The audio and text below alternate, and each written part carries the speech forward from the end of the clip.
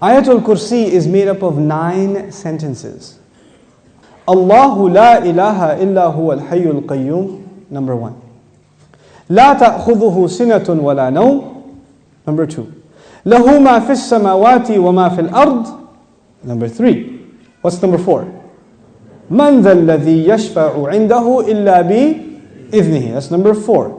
Ya'lamu ma bayna aydihim wa ma khalfahum, number 5. Then وَلَا يُحِيطُونَ بِشَيْءٍ مِّنْ عِلْمِ إِلَّا بِمَا شَاءَ, number 6. Then وَسِعَ كُرْسِيُّهُ السَّمَاوَاتِ وَالْأَرْضِ, number 7. وَلَا يَؤُودُهُ حِفْظُهُمَا, number 8. وَهُوَ الْعَلِيُّ الْعَظِيمُ, number 9. 9 sentences. The first sentence is Allahu la ilaha illa huwa al-hayyul qayyum. It's a beautiful sentence which ends with 2 of Allah's names. What are those 2 names? Al-Hayy, Al-Qayyum, the living and the source of all establishment. Everything stands and exists and is maintained because of Allah. What's incredible is that the last sentence, sentence number 1, has something in common with sentence number 9, which is وَهُوَ الْعَلِيُّ الْعَظِيمُ. How many names of Allah in the last sentence? 2 names of Allah in the first sentence, 2 names of Allah in the last sentence. Okay. Before I go to the second sentence, let me tell you something about security. Security guards have a very hard job. But if you get if you're in security, you have to sit in your booth. You have to stare at the CCTV for hours and hours. And does it move? It's the same picture. And you have to look at it for 12 hours, 8 hours. What tends to happen when you're guarding something? You tend to get sleepy. You tend to get tired. Allah Azza wa Jal says about Himself, لا تأخذه سنة ولا نوم. Drowsiness. Drowsiness happens when you're tired. And of course, what happens after that? What's the next step? Naum. This is the second sentence. The second sentence is, these are things that creation has. Creation gets tired and it starts getting drowsy and eventually it falls to sleep. What was the second last sentence? وَلَا يَؤُودُهُ حِفْظُهُمَا. Guarding the skies and the earth does not exhaust Allah.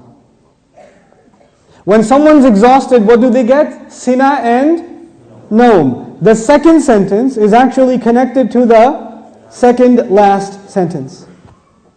لا تأخذه سنة ولا نوم ولا يؤوده حفظهما. He says, لَهُ مَا فِي السَّمَاوَاتِ وَمَا فِي الْأَرْضِ. He owns whatever is in the sky and the earth. Now before I tell you further, you need to understand the difference between 2 words, 2 names of Allah, Malik and Malik. Malik is an owner. Malik is an owner. Malik, what is Malik? King. Is there a difference between a king and an owner? Yes. Ownership is about property. But kingdom is not about, you're not the king over a tree or the king over a piece of land. You're the king over the people who live in that land.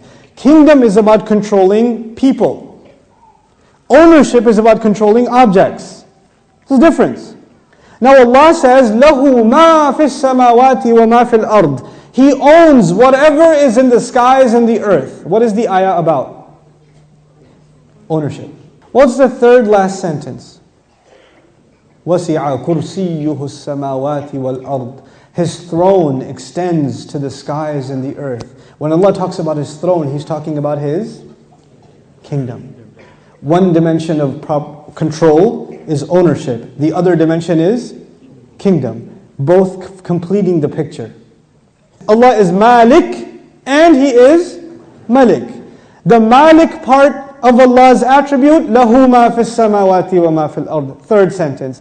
The kingdom of Allah, وَسِعَ كُرْسِيُّهُ السَّمَاوَاتِ وَالْأَرْضِ. Okay. What's the fourth sentence? مَنْ ذَا الَّذِي يَشْفَعُ عِنْدَهُ إِلَّا بِإِذْنِهِ. Let's understand this ayah first. Who will come and make shafa'ah with Allah except unless He gives permission? In other words, what is shafa'ah? Shafa'ah means you got connections. Shafa'ah means that you were about to lose your job, but your uncle is the manager and he came and said, no, he's with me. That's shafa'ah. On Judgment Day, we are in trouble possibly, and then somebody comes and says, no, they're with me. They're with me. Go easy on them, please. We beg Allah Azza wa Jal to qualify us for the shafa'ah of Rasulullah sallallahu alaihi wasallam. So this ayah is about nobody having any authority unless Allah gives it to them. وَلَا يُحِيطُونَ بِشَيْءٍ مِّنْ عِلْمِهِ. They know nothing, they can control, they encircle nothing of His knowledge. إِلَّا, except بِمَا شَاءَ. The fourth sentence and the sixth sentence are both about a statement about Allah and the only exception. The statement was, nobody has authority to make a case except whoever Allah gives permission. They have no knowledge except whoever He wants to give knowledge to.